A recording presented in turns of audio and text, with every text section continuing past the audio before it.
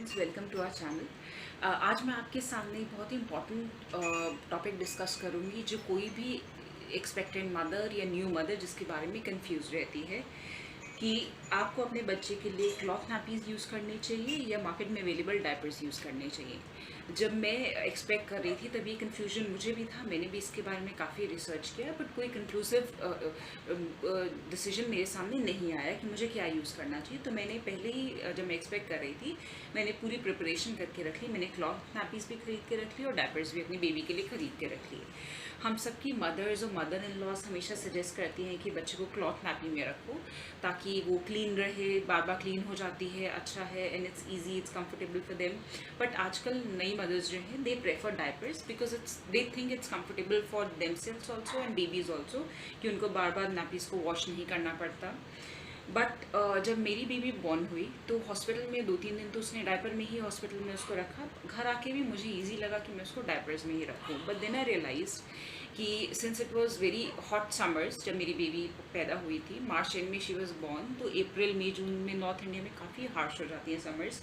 तो I just felt it by my self कि अगर मुझे ऐसा है, हम में से किसी को भी अगर इस तरह से पैडेड कोई चीज़ पहन के पूरे दिन रखनी है, how uncomfortable we would feel. तो मैं then I switch to cloth nappies and I am very happy with my decision because it's been 3 months मैं अपनी बेबी को क्लॉथ नैपीज़ और कभी कभी ओकेजनली आई यूज़ डायपर्स ऑल्सो। तो उसको 3 महीने से कोई ऐसा प्रॉब्लम नहीं हुआ, कोई रैशेस का, उसको कोई डिस्कम्फर्ट, कोई infection, nothing. It's she is absolutely okay in all senses. तो अब मैं आपको एक बेसिक डिफरेंस इन दोनों का बताती हूँ। एडवांटेजेस और डिसएडवांटेजेस दोनों के हैं, तो वो मैं आपको डिस्कस करती हूँ। सबसे पहले मैं आपको डायपर्स के बारे में डिस्कस करूँगी। तो डायपर्स मैंने दोनों पैम्पर्स मैमी पोको पैंट्स के यूज़ किए। अच्छा, अब डायपर्स यूज़ करने में प्रॉब्लम ये होता है, it's comfortable for the baby for and for you. जब बेबी सो रहा होता है तो उसको वेटनेस फील नहीं होती क्योंकि ये एब्जॉर्ब कर लेते हैं और आपको भी बार बार धोने की ज़रूरत नहीं पड़ती। बट जैसे कि मैंने रियलाइज़ किया, even though diaper companies claim कि 12 आवर एब्जॉर्बेंसी है तो आप इसको 12 आवर के लिए यूज़ कर सकते हैं, पर डॉक्टर सजेस्ट करते हैं कि बेबी को 3 घंटे से ज़्यादा एक डायपर में नहीं रखना चाहिए। दैट मीन्स कि आपको हर 3 घंटे भी बेबी का डायपर चेंज करना है। तो it doesn't make much of a difference कि आप डायपर यूज़ करें या क्लॉथ नैपीज़ यूज़ करें, क्योंकि वो भी आपको 2 घंटे में बच्चा द चाइल्ड यूरिनेट्स तो आपको चेंज करनी पड़ेगी। तो बहुत ज़्यादा देर आप डायपर्स में इन एनी केस बेबी को नहीं रख सकते, क्योंकि इवन दो वो वेटनेस एब्जॉर्ब करते हैं बट उनको इन्फेक्शंस होने का, रैशेस होने का बहुत डर रहता है। सेकेंडली, डायपर से आपकी बेबी का पूरा क्रॉच एरिया लॉक्ड हो जाता है, लॉक्ड इन द सेंस कि एयर फ्लो नहीं हो पाता। तो ऐसे में इन्फेक्शंस और ओडर के बहुत चांसेस होते हैं। कई बार जब मैं थोड़ा सा इंटरनेट पे रिसर्च कर रही थी डायपर्स के बारे में, तो लॉट ऑफ पीपल टेल कि बच्चे को अगर बहुत अर्ली डायपर से आप रखते हैं तो उसका जेनिटल एरिया थोड़ा डार्क भी होने लगता है। Even though I am not experienced it, but I am not seen this in any of the children I have come across, but ऐसा बोला गया है कई केसेस में। तो this was one issue. Secondly, obviously diapers थोड़ा costly हैं, हर कोई इसको अफोर्ड नहीं भी कर पाता है, पर आप आजकल तो खैर रीजनेबल प्राइसेस में काफ़ी डायपर्स मिल रहे हैं अलग अलग तरीके के। देन डायपर्स आपको हर 1 या 2 मंथ्स में आपको चेंज करने पड़ते हैं because of the increase in size and all.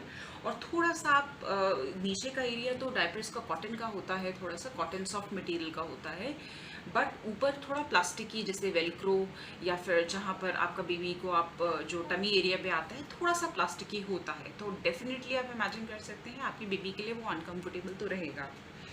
अब बात करते हैं क्लॉथ डायपर्स की। मैंने अपनी बेबी के लिए 2 तरह के क्लॉथ डायपर्स लिए थे जब वो 1 मंथ की थी। तो ये प्योर कॉटन के क्लॉथ डायपर्स ये मैंने लोकल मार्केट से परचेज़ किए थे। तो ये यहाँ टाई हो जाते हैं, बहुत इजी टू वेयर है, ये बच्चे को पहनाना उतारना बहुत इजी है, और एक बिल्कुल प्योर कॉटन के थे। तो ये 1 मंथ तक जब बिल्कुल न्यूबॉर्न होता है बेबी तो यूज़ कर सकते हैं। 1 मंथ के बाद ये बेबी को थोड़ा टाइट होने लगे तो मैंने इस तरह के डायपर परचेज़ किए। ये भी लोकल मार्केट से ही है। इसमें थोड़ा सा अंदर पैडिंग है तो थोड़ा सा ये एब्जॉर्ब कर लेता है, ताकि आपकी जो बेडशीट्स हैं वो गंदी ज़्यादा नहीं होती है। ये भी मैंने लोकल मार्केट से परचेज़ किए, पर इस तरह की वैरायटी आपको फर्स्ट क्राई या अमेज़ॉन पे भी मिल जाएगी, वेलक्रो वाली भी मिल जाएगी अगर आप टाई नहीं करना चाहते। तो ये मैंने 2 to 3 मंथ्स तक यूज़ किए। अब मैं थोड़ा सा ब्लूमर्स और थोड़ा सा ओकेजनली डायपर्स यूज़ करना शुरू करें बिकॉज अब वो 3 मंथ्स की हो गई है। तो मेरा सजेशन यही रहेगा कि फर्स्ट 3 मंथ्स आप अपनी बेबी को क्लॉथ नैपीज़ यूज़ कीजिए, उसके बाद थोड़ा सा आप रात को या कहीं जब आपको आफ्टरनून नैप लेता है तो आप डायपर्स यूज़ कर सकते हैं। तो ये मेरा जो अपना एक्सपीरियंस था कि फर्स्ट 3 मंथ्स तक आई वेंट फॉर क्लॉथ नैपीज़, क्योंकि द बेस्ट थिंग इज़ कि इससे बेबी का एयर फ्लो अच्छा रहता है। ये पूरा आपकी बेबी का क्रॉच एरिया लॉक नहीं करती है, और ये बहुत ज़रूरी है क्योंकि जो रैशेज़ बेबी के या बेबी के छोटे छोटे प्रिकली हीट हो जाता है बेबीज़ को अपने जेनिटल एरिया में, या इन्फेक्शंस होते हैं, उसका मेन रीज़न यही है कि एयर फ्लो नहीं हो पाता है। तो इसीलिए मैंने क्लॉथ नैपीज़ चूज़ किया और मेरी बेबी बहुत कंफर्टेबल रही।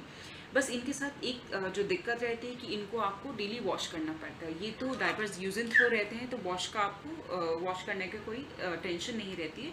बट इसमें भी आप देखिए बहुत छोटे छोटे होते हैं, हार्डली 10 to 12 आपके पूरे दिन में यूज़ होंगे। रात को तो आप डायपर्स पहना सकते हैं ताकि बेबी आपका कंफर्टेबली सो सके। तो 10 to 12 आपकी यूज़ होंगी। अगर आप आजकल सबके घर में वॉशिंग मशीन्स होती हैं तो एक वॉश में धुल जाएंगे। और हाँ, एक और चीज़ मैं सजेस्ट करूँगी कि फर्स्ट मंथ में कोशिश करके आप सारे डायपर्स को नैपीज़ को धोने के बाद एक बार डिटॉल में सोप ज़रूर कर लें, ताकि बेबी को इन्फेक्शंस का डर बिल्कुल ज़ीरो हो जाए। फर्स्ट मंथ के बाद आप कोई अच्छा बेबी हग का या किचन का एंटी बैक्टीरियल लॉन्ड्री वॉश खरीद सकते हैं। तो उसमें ऑलरेडी एंटी बैक्टीरियल प्रॉपर्टीज़ होती हैं, तो आपको अलग से डिटॉल में वॉश करने की ज़रूरत नहीं है। तो वॉश करने में भी कोई ऐसा ज़्यादा टाइम नहीं लगता है, वॉशिंग मशीन में ईजिली इनको वॉश कर सकते हैं।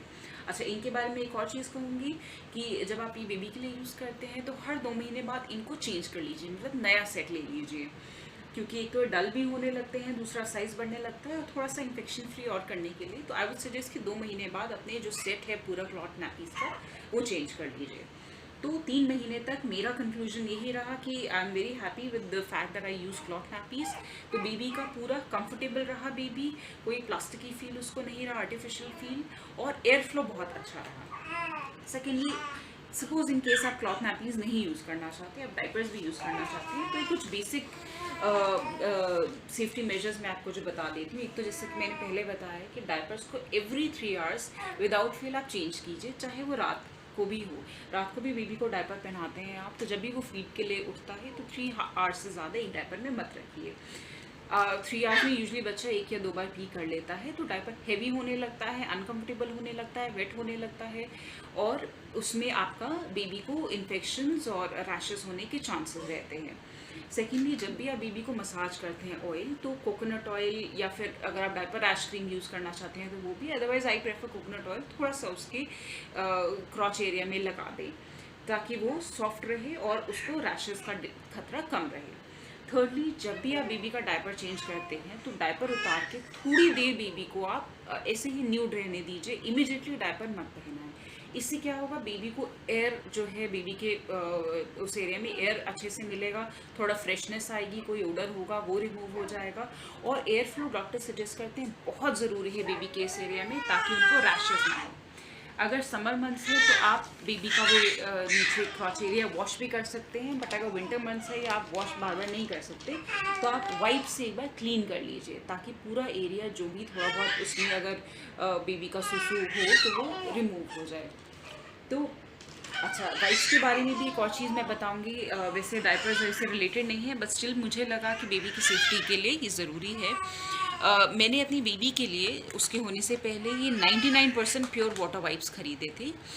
तो अभी जो मुझे अमेज़ॉन पे या फर्स्ट क्राई पे पूरा 99% प्योर वाटर वाइप्स यही मिले, बाकी सब में थोड़ा बहुत कुछ केमिकल्स मिक्स होते हैं, और बेबी की स्किन थोड़ा सेंसिटिव होती है इनिशियली। तो फर्स्ट या सेकंड मंथ तक आप अगर 99% वाटर वाइप्स आपको मिल सकती हैं, जिसमें 99% वाटर हो, 1% थोड़ा सा एडिशनल वो कुछ प्रिजर्वेटिव्स ऐड करते हैं, तो ये ज़रूर खरीदिएगा। ये मैंने मदर्स पर्स के ख़रीदे थे, मुझे ये 500 रुपीज़ के 2 पैकेट पड़े थे, और ये 72 वाइप्स पर पैकेट हैं। दीज आर अनसेंटेड वाइप्स, इसमें कोई सेंट, कोई आर्टिफिशियल चीज़ नहीं मिली हुई है, दिस इज़ प्योर वाटर। तो और ये मेरे एक वाइप काफ़ी टाइम तक चल गया। अच्छा, इसमें एक और चीज़ अच्छी है कि ये इसमें ये लॉक है, तो आप इजीली इसको लॉक कर सकते हैं। इससे क्या है, उनका मॉइस्चर जो है रिटेन रहता है। फिर उसके बाद एक और ये फ्लैप है, और मैं इसका आपको एक बार मटेरियल दिखाना चाहूँगी इस वाइप का। जैसे कि आप ये देख सकते हैं कि ये बिल्कुल पेपर नहीं है, दिस इज़ क्लॉथ मटेरियल।